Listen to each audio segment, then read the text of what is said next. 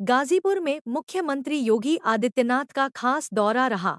उन्होंने जिले के विकास कार्यों, कानून व्यवस्था और जन कल्याण योजनाओं की अधिकारियों के साथ गहराई से समीक्षा की। जिलाधिकारी और पुलिस अधीक्षक ने जिले की प्रगति की पूरी जानकारी दी। मुख्यमंत्री ने कहा कि गरीबों को न्याय मिलना चाहिए और हर योजना का लाभ सही लोगों तक पहुंचना चाहिए। जल जीवन mission, PM Awas Yojana, MNREGA, school चलो अभियान और टीबी मुक्त भारत जैसे मिशनों पर तेजी से काम करने के निर्देश दिए गए।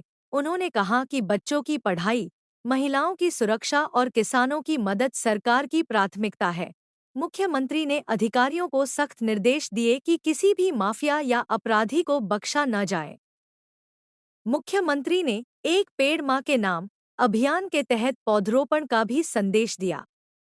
यह दौरा जनपद के विकास के लिए काफी अहम रहा। मैं मध्य क्षेत्रीय परिषद की बैठक के दौरान गाजीपुर जनपद के भ्रमण का अवसर प्राप्त हुआ है। देश की भौगोलिक और ऐतिहासिक पृष्ठभूमि से जुड़ा हुआ यह जनपद अत्यंत महत्वपूर्ण जनपद है। पिता ललित उपाध्याय भी बोले, रामायण काल से बढ़ाया है और आगे भी उसका साथ उससे भी प्राचीन जनपद का इतिहास है। बीच के कालखंड में इस जनपद को अपनी पहचान के संकट से गुजरना पड़ा था और आज मुझे प्रसन्नता है कि पूर्वांचल एक्सप्रेसवे हो या फिर महर्षि विश्वामित्र मेडिकल कॉलेज, ये आज इस जनपद की पहचान बन रहे हैं। अभी हमने यहाँ पे मेडिकल कॉलेज में ही नर्सिंग कॉलेज जो निर्माणाधीन है,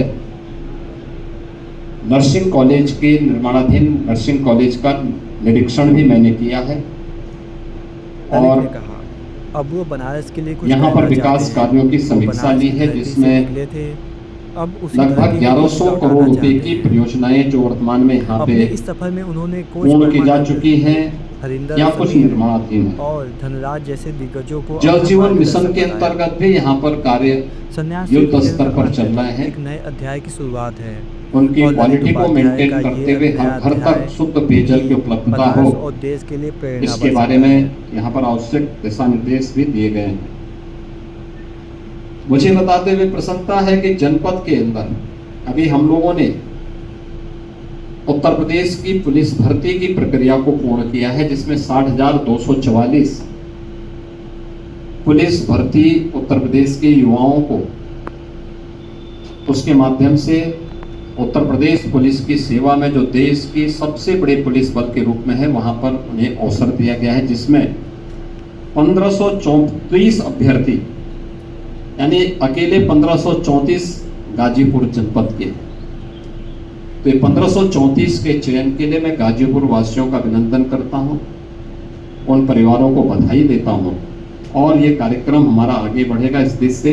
आज यहाँ पे हमारे जनप्रतिनिधियों ने यहाँ पे गाजीपुर के अंदर एक अंधौर चौकिया बाईपास का एक इन्होंने यहाँ पर प्रस्ताव रखा है, इसको हम इसके लिए स्वीकृत कर रहे हैं, जिससे यहाँ के विकास और यातायात की एक बड़ी समस्या का समाधान होगा।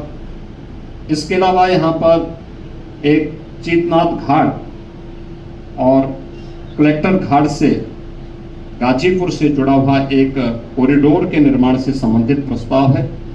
हम इसको भी यहाँ पर इसका डीपीआर मंगवा रहे हैं, इस पर भी हम आगे कार्रवाई कराएंगे।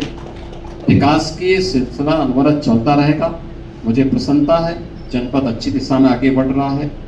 राजस्व वादों का निस्तारण मेरिट के आधार पर तेजी के साथ हुआ है। माफिया मुक्त जनपद बना है और विकास की प्रक्रिया के साथ अब गाजीपुर आधुनिक इंफ्रास्ट्रक्चर का लाभ प्राप्त कर रहा है, जिसमें पूर्वांचल एक्सप्रेसवे को शक्तिनगर तक, गंगा एक्सप्रेसवे को मिर्जापुर, भदोई, वाराणसी, चंदौली होते हुए गाजीपुर में पूर्वांचल एक्सप्रेसवे तक मिलाने की कार्रवाई हमारी आगे बढ़ने जा रही है। मुझे पूरा विश्वास है कि आधुनिक इंफ्रास्ट्रक्चर जनपद गाजीपुर को भी एक नई पहचान दिलाएगा।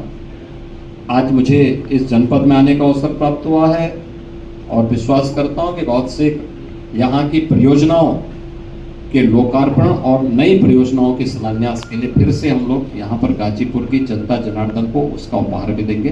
धन्यवाद।